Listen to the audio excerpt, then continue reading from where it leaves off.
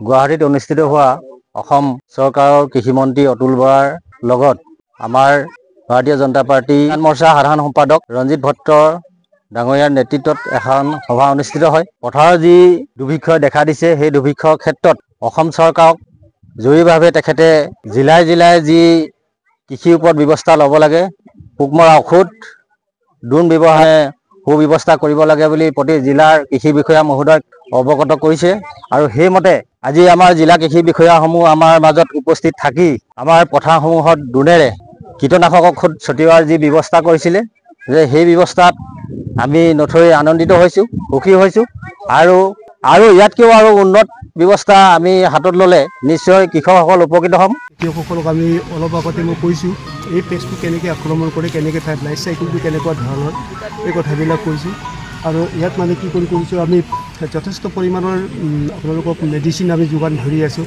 আৰু ইয়াৰ উপৰি কিন্তু আমাৰ অসুবিধা এটা হৈছে হেণ্ড স্প্ৰেয়াৰ নোহোৱাৰ কাৰণে আমি ডিৰেক্টৰ ছাৰৰ লগত কথা পাতি পেলাই আমি কিবা কৰিছোঁ।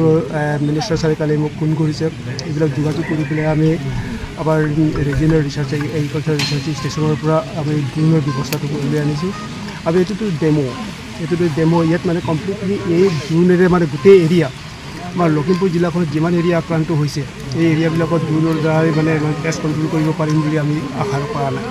কিন্তু আমি ইয়াত যতোপৰা চেষ্টা কৰিছোঁ, আপোনালোকৰ হেণ্ড স্প্ৰেয়াৰৰ মেডিচিন যোগান ধৰি পেলাই আমি কৃষকসকলক কেনেকৈ সকাহ দিব পাৰোঁ। যিহেতুকে চৰকাৰৰ এটা মূল উদ্দেশ্যটো হৈছে কৃষকসকলৰ আয় কেনেকৈ দুগুণ কৰিব পৰা যায়। কিন্তু দুগুণ কৰিবলৈ যোৱাৰ পৰিৱৰ্তে আমাৰ কি হৈছে, এতিয়া যদি মূল খেতিটো, শালি ধানৰ খেতিটো যদি নষ্ট হৈ থাকে, তেতিয়াহ'লে আমাৰ দুগুণ আয়টো সম্ভৱ নহ'বগৈ। ইয়াৰ উপৰিও আমি কৃষি বিভাগে ভাবিছোঁ, যিসকল খেতিয়কৰ লোকচান হৈছে তেওঁবিলাকৰ মানে আৰু খেতিটো কৰিবৰ কাৰণে তেওঁবিলাকৰ হাতত মজুত নাই কঠীয়া, গতিকে আমাৰ কমিউনিটি নাৰ্চাৰী আমি ৰেজ কৰি থৈছোঁ। আৰু খেতিয়কৰ সমাজক কৈছোঁ যে আপোনালোকক যদি আমাৰ কঠীয়া যদি যোগান ধৰিব লাগে, কঠীয়া আমাৰ এভেইলেবল আছে।